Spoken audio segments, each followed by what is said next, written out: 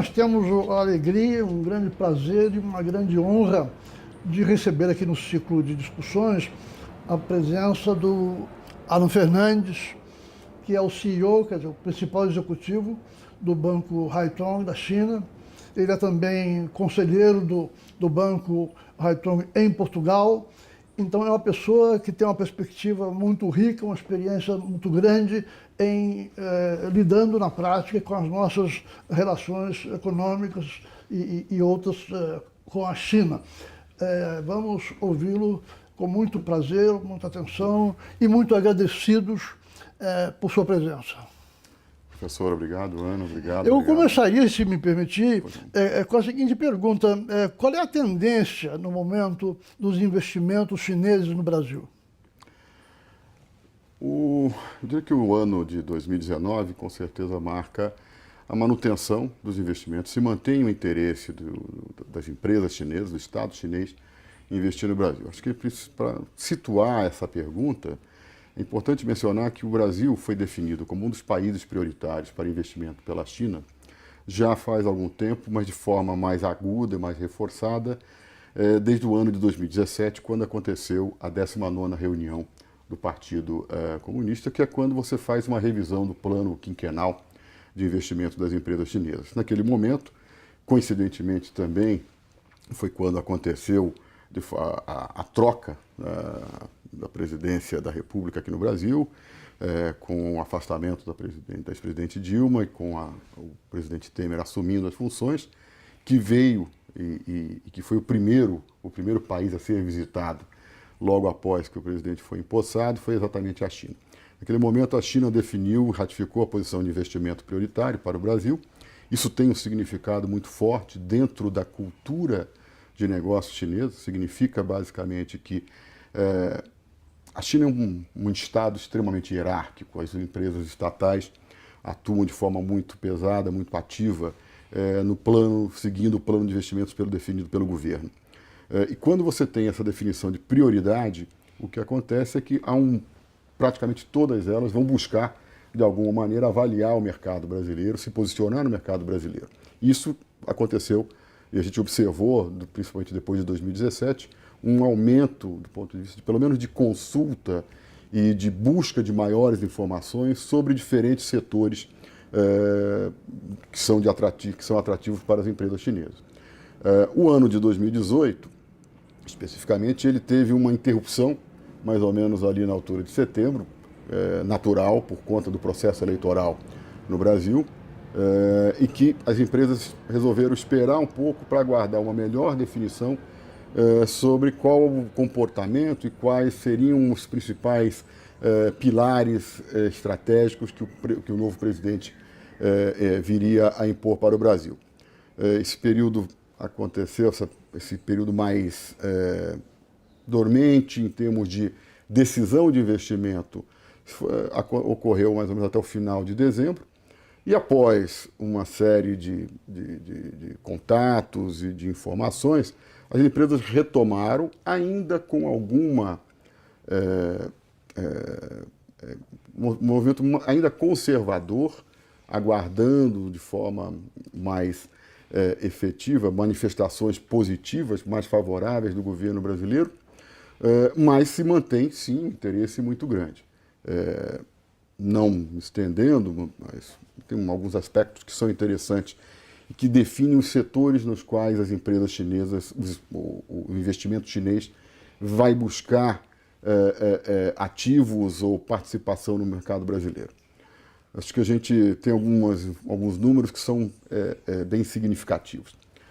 A China precisa colocar nas mesas dos seus habitantes, da sua população, 4,5 bilhões de refeições todos os dias. E há uma característica, um outro ponto que também é importante mencionar, que é a mudança do perfil de consumo, do perfil alimentar chinês. Há uma adição de mais proteína animal, mais proteína vegetal. Naturalmente, isso faz com que o Brasil, que é uma referência, tanto na produção de proteína animal quanto de proteína vegetal, principalmente a soja, seja um caminho, seja um parceiro natural. E esse investimento, essa intenção de investimento e de balança comercial, de comércio se nota, e a China veio de forma muito ativa nesse segmento.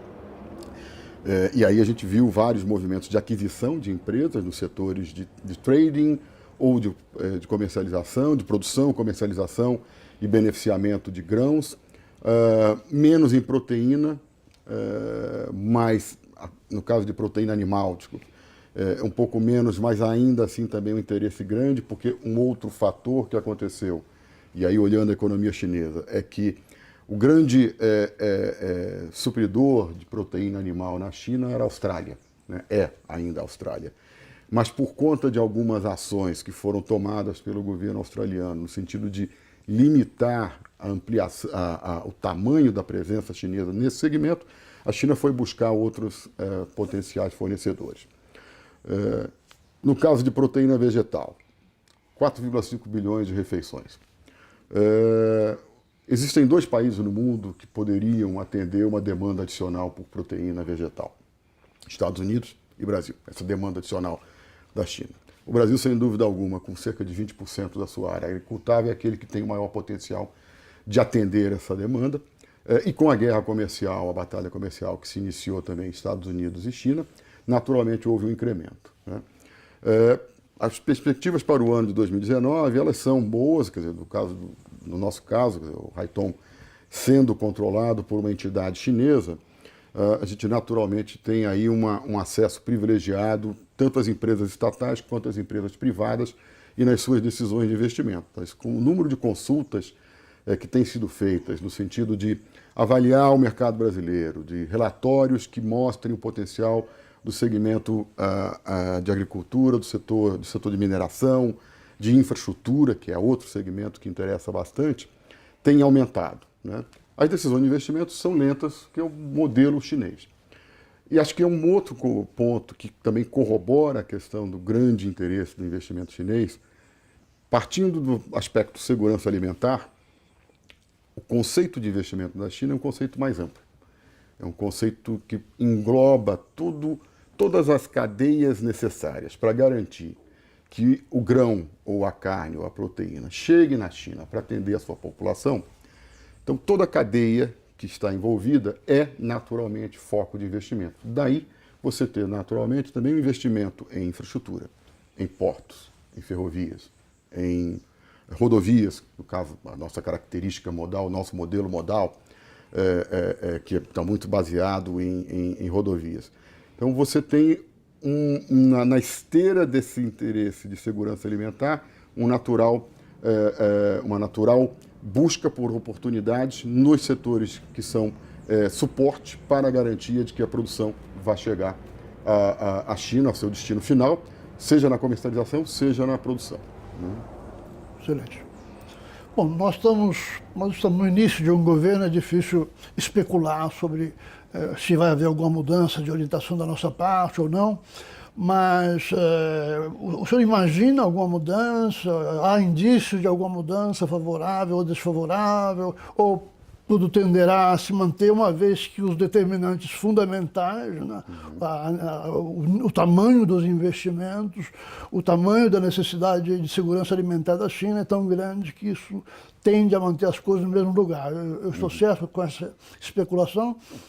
Com certeza, numa primeira análise, numa avaliação inicial, sem dúvida, a manutenção do interesse vai acontecer.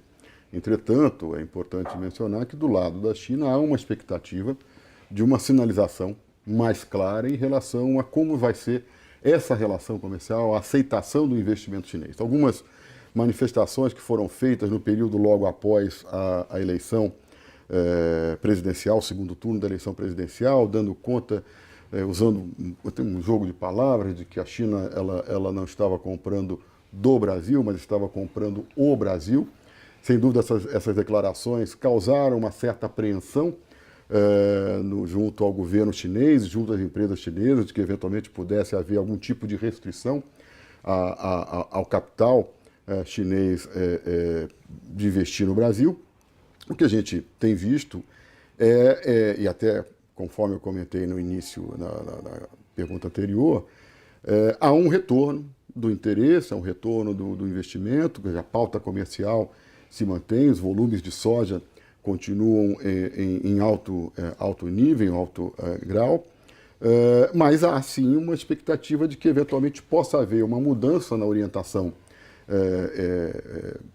de política de relações exteriores do Brasil, até com as declarações que já vêm sendo dadas de que há um maior alinhamento com os Estados Unidos. Entretanto, há também uma sinalização de que se vai buscar manter o pragmatismo que sempre marcou a pauta das relações econômicas, principalmente, e aí o pragmatismo muito mais do lado econômico, em que você vai continuar tendo aí a China como um parceiro comercial importante, relevante. Hoje a China é o maior parceiro comercial brasileiro, que, segundo os dados de 2017, a China foi alguma coisa como 22% de toda a balança comercial brasileira, que nos gerou superávit comercial da ordem de 22 bilhões de dólares. Né?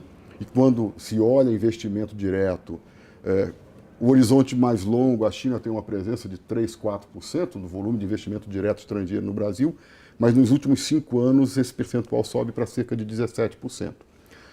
Então, a China espera, sem dúvida alguma, que haja uma visão pragmática e que esses valores, esses números que são extremamente representativos, sejam levados em conta na hora de se avaliar um posicionamento, uma reorientação do ponto de vista econômico. Acho que a gente, também do nosso lado, dentro das análises que nós temos feito, a gente imagina que esse componente econômico, dada a situação da economia brasileira, será um componente extremamente relevante na hora de você ter aí a efetiva orientação de quero fazer negócio, vou vender para A, vou vender para B, sem haver qualquer restrição mais ideológica que eventualmente possa acontecer.